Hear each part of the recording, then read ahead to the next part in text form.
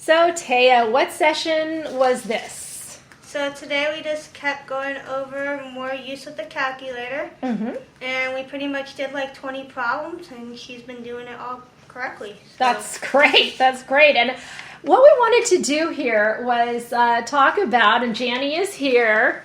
Say hi. Hi.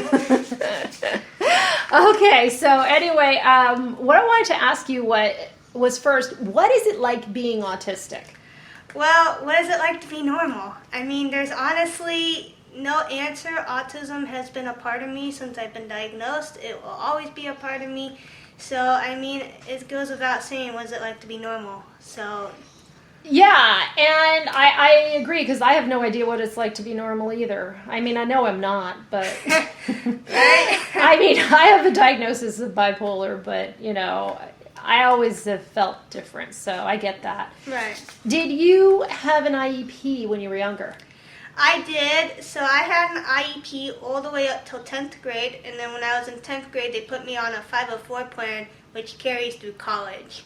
So that is interesting to know. And so how does that help you in college, the 504 plan? Well, so I don't use the 504 much because I really don't need it as much as I did back when I was younger. But so what does it help you with? What does it provide? So I only have one accommodation because that's all I need, which is extra test time. Okay, that's fantastic.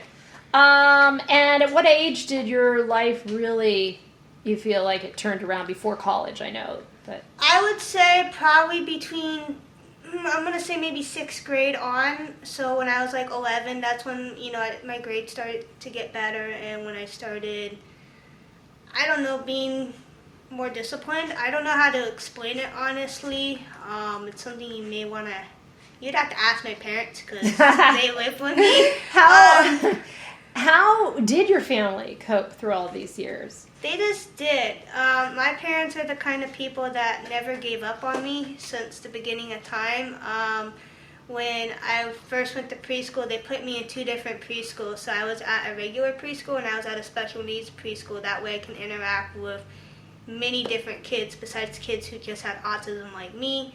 And I think because of the amount of schooling and the amount of special ed and stuff I was put through, they're the reason I'm pretty much where I'm at today. Oh, that was so wonderful. Now, you're on your way, Janny. You know that, right? I'll be a vet. I know. You are going to be a vet. Okay, so now I want to ask you also really quickly, I want to go through, what are some of the things you still struggle with today? So the biggest thing I would say I still struggle with is people. And what I mean by people is like the interaction of making friends or the interaction of talking to people. So like, I have a ton of friends and I got a lot of love and support and people who love and accept me for me. But like, for example, if I were to introduce myself, back then I'm not nearly as good as I am now. I would say it's gotten better. But how has it gotten better? How is what made it better for you? What made it better for me was high school. It'd be sports. Janny, that's like you.